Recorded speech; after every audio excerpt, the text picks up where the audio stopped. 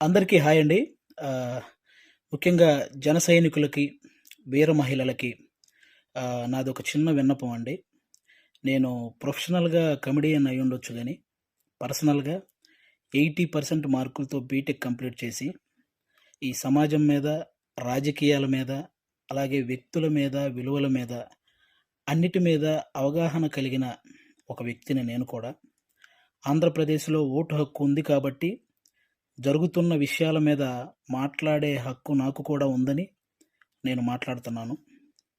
అంటే జనసేనకి 24 సీట్లు అని అనౌన్స్ చేయగానే చాలామంది పవన్ కళ్యాణ్ గారిని తిడుతున్నారు. కొంతమంది అలుగుతున్నారు. కొంతమంది అసంతృప్తి చెందుతున్నారు. ఇంకొంతమంది అయితే మోసిన జెండానే కిందేసి కాలుస్తున్నారు. ఇంకొంతమందయితే వేసిన స్టిక్కర్స్‌ను లాగేసి పీకేస్తున్నారు. ఇవన్నీ చూసి నిజంగా మనసుకి చాలా చాలా చాలా బాధనిపించింది. ఒక్కసారి ఆవేశంతో కాకుండా మీ ఆత్మసాక్షిగా ఆలోచించి చెప్పండి. తను నమ్ముకున్న ప్రజలను కానీ, తనతో నడుస్తున్న నాయకులను కానీ మోసం చేసే వ్యక్తిత్వం పవన్ కళ్యాణ్ గారికి ఉంటుందా అండి? పెట్టిన పార్టీకి సపోర్ట్ చేసే మనమే ఇంత ఆలోచిస్తే, ఒక పార్టీ పెట్టిన వ్యక్తి ఇంకెంత ఆలోచించుంటాడు. ఒక డెసిషన్ తీసుకోవడానికి తనలో తాను ఎంత మదనపడి ఉంటాడు. ఇది ఒక్కసారి ఆలోచించాలని మనస్ఫూర్తిగా కోరుకుంటున్నాను. 10 సంవత్సరాలుగా ఎటువంటి అవినీతి చేయకుండా తన సొంత కష్టార్జితంతో పార్టీని నడుపుతున్న గొప్ప నాయకుడు పవన్ కళ్యాణ్ గారు.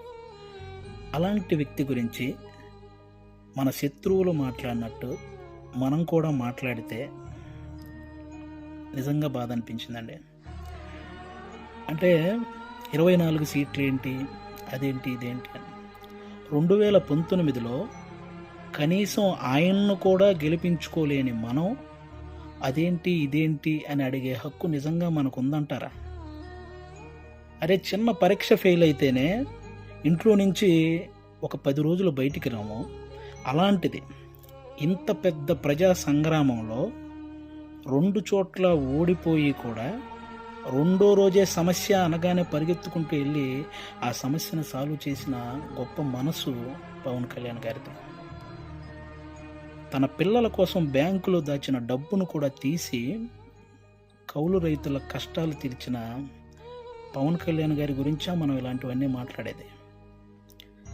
ఎన్నో సమస్యల మీద ఎంతోమందికి ఎన్నో రకాలుగా సహాయం చేసిన వ్యక్తిత్వం. రోజుకు 2 కోట్లు తీసుకునే ఒక స్టార్ హీరో సంపాదించిందంతా సహాయ కార్యక్రమాలకే పెట్టేసి ఆల్మోస్ట్ అప్పు చేసి మరీ ఒక పార్టీని నడుపుతున్నాడని మీలో ఎంతమందికి తెలుసు? అలాంటి పవన్ కళ్యాణ్ గారి గురించి మనం ఎలా పడితే అలా మాట్లాడేస్తున్నాం. దేశంలో ఇన్ని రాజకీయ పార్టీలు ఉన్నాయి, ఇంతమంది రాజకీయ నాయకులు ఉన్నారు.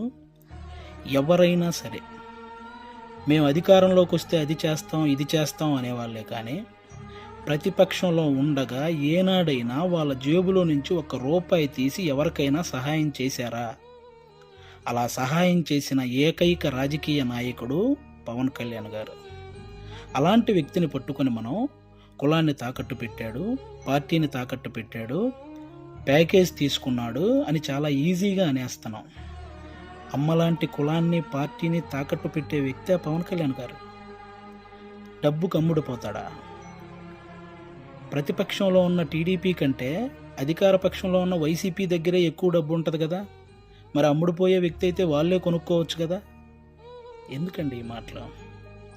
పవన్ కళ్యాణ్ గారు ప్రజలు పంచే ప్రేమకు బానిస కానీ నాయకులు పంచే డబ్బుకి ఎప్పటికీ బానిస కాడు, అవ్వడు. అభిమానించటం అంటే మనకు అనుకూలంగా ఉన్నప్పుడు జై కొట్టడం, అనుకూలంగా లేనప్పుడు బాయ్ చెప్పడం కాదండి. ఒక నాయకుడు ఎలాంటి డెసిషన్ తీసుకున్నా దానికి కట్టుబడి ఉండటాన్నే అభిమానించటం అంటారు. అదే నిజమైన అభిమానం అంటారు. అలా ఉండగలగాలి. ఎవరో రెచ్చగొట్టే మాటలు, మన మీద కావాలని చూపించే జాలికి వాటిని చూసి మన నాయకుడిని మనమే ఎప్పుడు తక్కువ చేసి మాట్లాడకూడదు. అలాగే టీడీపీ కార్యకర్తలకు కూడా నా నుంచి ఒక చిన్న విన్నపం అండి. 2014లో ఒక్క సీటు కూడా ఆశించకుండా పూర్తి మద్దతు చంద్రబాబు నాయుడు గారికి ప్రకటించారు. ఆ త్యాగాన్ని గుర్తించాలని మనస్ఫూర్తిగా కోరుకుంటున్నాను. అలాగే 2023లో 14 సంవత్సరాలు ముఖ్యమంత్రిగా చేసిన ఒక వ్యక్తిని, పేద కుటుంబాల్లో ఎంతోమంది పేద విద్యార్థులు వాళ్ళు ఐటీ జాబ్ చేయొచ్చు, అమెరికాలోకి వెళ్ళి సెటిల్ అవ్వచ్చు అని ఈ ఐటీని తెలుగు రాష్ట్రాల్లో ప్రతి ఒక్కరికి పరిచయం చేసినటువంటి చంద్రబాబు నాయుడు గారు లాంటి వ్యక్తి, ఒక 70 ఏళ్ళ పైబడిన వ్యక్తిని జైల్లో పెడితే నిజంగా చాలామందికి బాధ అనిపించింది. అలాగే పవన్ కళ్యాణ్ గారు అక్కడికి వెళ్ళి కలవడం జరిగింది. పొత్తు అనేది పెద్ద సభలు పెట్టి ఆడంబరంగా చేసుకోవచ్చు, కానీ అలాంటి ఆడంబరాలు కోరుకోలేదు. అక్కడ కష్టాన్ని చూశాడు. ఆ జైలు ముందుకు వచ్చి అక్కడే పొత్తును ప్రకటించాడు. ప్రకటించిన వెంటనే జన సైనికులందరికీ ఏం చూసించాడో తెలుసా? అవసరంలో మనం ఆదుకున్నాం కాబట్టి అనవసరంగా టీడీపీని ఎవరైనా తక్కువగా మాట్లాడడం కానీ, తప్పుగా మాట్లాడడం కానీ చేయొద్దని జన సైనికులందరికీ సూచించారు. ఒక సభలో మనం మాట్లాడేటప్పుడు జనసేన టీడీపీ అని సంబోధిద్దాం, వాళ్ళు మాట్లాడేటప్పుడు టీడీపీ జనసేన అని సంబోధిస్తారు అని కూడా చెప్పి కార్యకర్తల్లో ఒక ఉత్సాహాన్ని నింపారనమాట. అంటే ఒక పొత్తు ధర్మాన్ని ఇంతకంటే నిజాయితీగా పాటించే వ్యక్తి ఎవరైనా ఉంటారా? ఎక్కువ సీట్లు తీసుకొని ఇన్నే గెలిచాడా అనిపించుకోవటం కంటే, తక్కువ సీట్లు తీసుకొని అన్నీ గెలిచాడు అనిపించుకోవటం కరెక్ట్ అని భావించి 24 సీట్లకే పరిమితం అయ్యారు. కాబట్టి టీడీపీ కార్యకర్తలందరికీ రేపొద్దున ఆ 24 చోట్ల టీడీపీ కార్యకర్తల ఓటు ట్రాన్స్ఫర్ ఖచ్చితంగా జనసేనకు జరగాలి.